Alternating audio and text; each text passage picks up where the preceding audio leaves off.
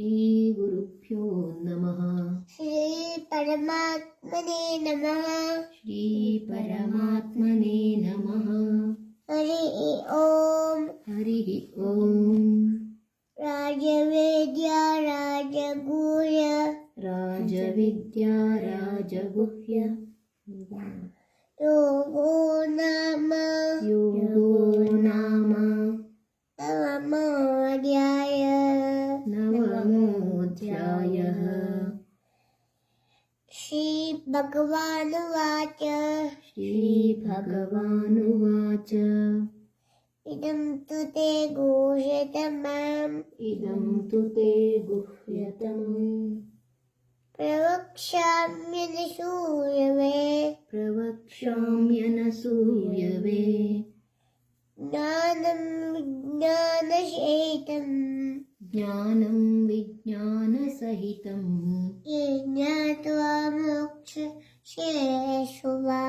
ಯಜ್ಞಾತ್ವಾ ಮೋಕ್ಷಸೇ ಶುಭಾತ್. ರಾಜವಿದ್ಯಾ ರಾಜಗುಹ್ಯಂ ರಾಜವಿದ್ಯಾ ರಾಜಗುಹ್ಯಂ ಪವಿತ್ರಮಿದಮುತ್ತಮಂ ಪವಿತ್ರಮಿದಮುತ್ತಮಂ ಪ್ರತ್ಯಕ್ಷಾವಗಮಂ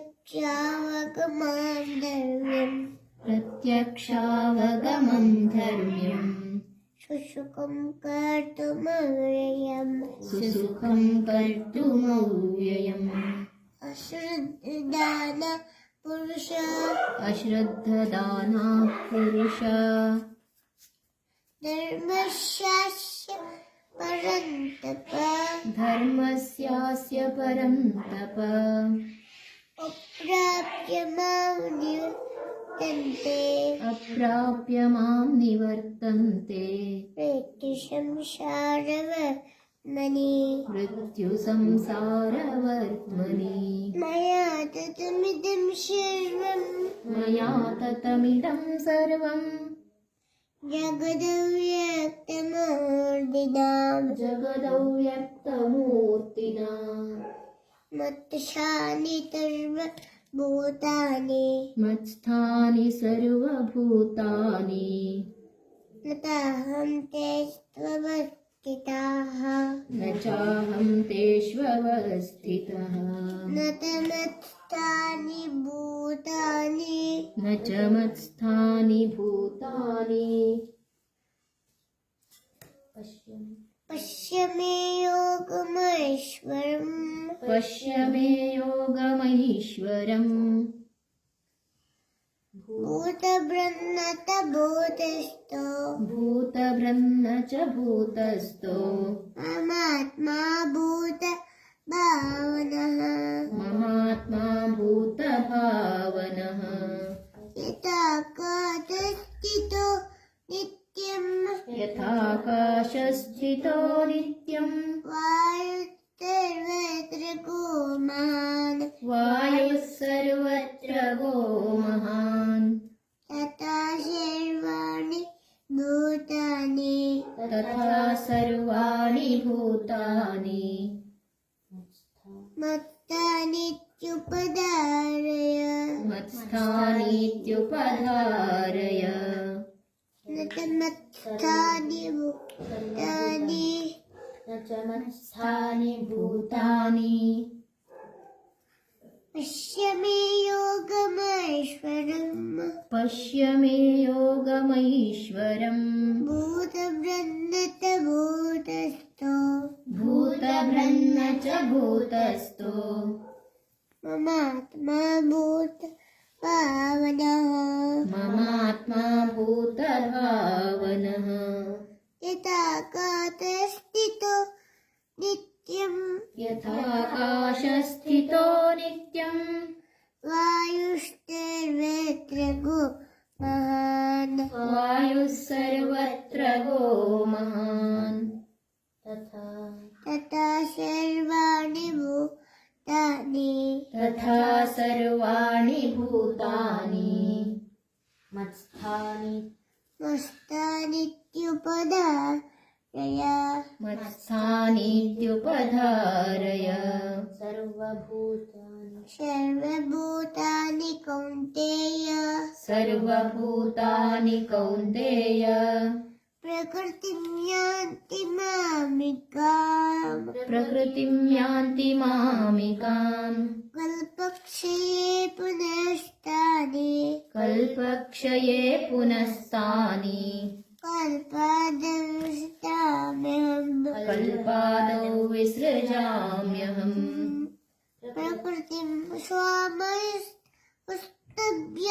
प्रकृतिं स्वामवष्टभ्य विसृजामि पुनः पुनः विसृजामि पुनः पुनः भूतब्रह्ममिमं कृष्णम् भूतभ्रूतग्राममिमं कृत्स्नम् अवशं प्रकृष्टे वशात् अवशं प्रकृतेर्वशात् न तमां तानि कर्माणि न च मां तानि कर्माणि निवर्तन्ति धनञ्जय निबध्नन्ति धनञ्जय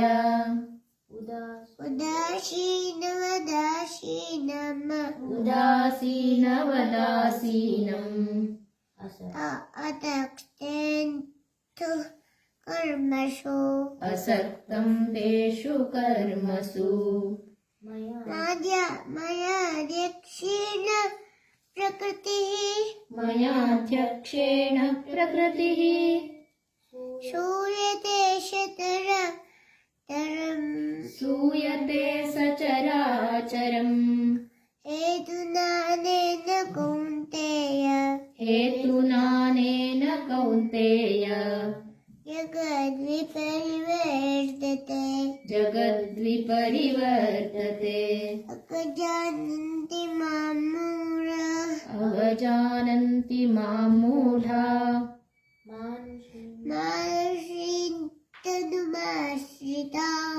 मानुषीं तनुमाश्रिताः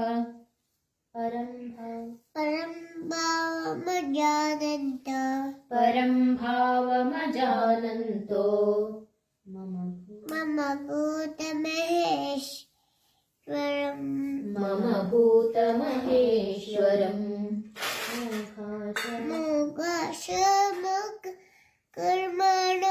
मोघाशामोघकर्माणो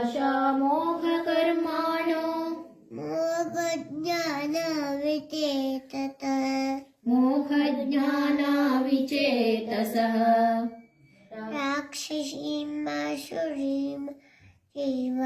राक्षसीमासुरीं चैव प्रकृतिं मोहिनीं श्रिताः प्रकृतिं मोहिनीं श्रिताः महात्मानस्तु मां पार्थ महात्मानस्तु मां पार्थ दैवीं प्रकृतिमाश्रिताः दैवीं प्रकृतिमाश्रिताः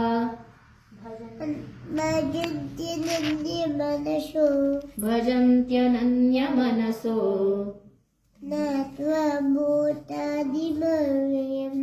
ज्ञात्वा भूतादिमव्ययम्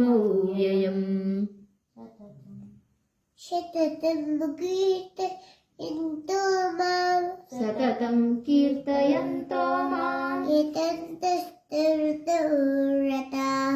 यतन्तश्च दृढौ रताः नमस्यन्त्यश्च मां भक्त्या नमस्यन्तश्च मां भक्त्या नित्ययुक्ता उपासते नित्ययुक्ता उपासते ज्ञानयज्ञेन चाप्यन्ये ज्ञानयज्ञेन चाप्यन्ये यजन्तो मामुपासते यजन्तो मामुपासते एकत्वेन पृथक्त्वेन एकत्वेन पृथक्त्वेन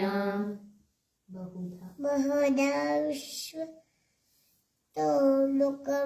बहुधा विश्वतोमुखम् अहं क्रतुरहं अहं क्रतुरहं यज्ञः स्वदाहमहमौषधम् मन्त्रोऽहमहमेवाज्यम् अहमग्निरहं हुतम् पिताहमस्य जगतो माता दाता पितामहः माता धाता पितामहः वेद्यं पवित्रमोकार वेद्यं पवित्रमोङ्कार रुक्सामः सुरेवचिम् रुक्सामयजुरेव च गतिर्भर्ता सुबुद्धक्ति गतिर्भर्ता प्रभुः साक्षी निवासः शरणं सुहृत्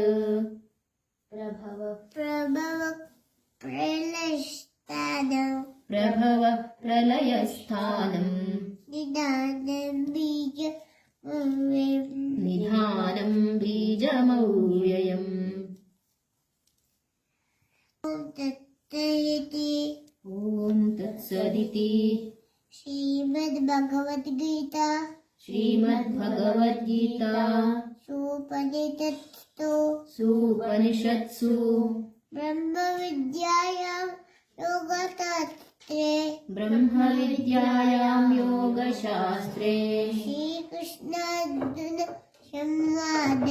श्रीकृष्णार्जुनसंवादे राजविद्या राजगुह्ययोगो नाम नवमोऽध्यायः।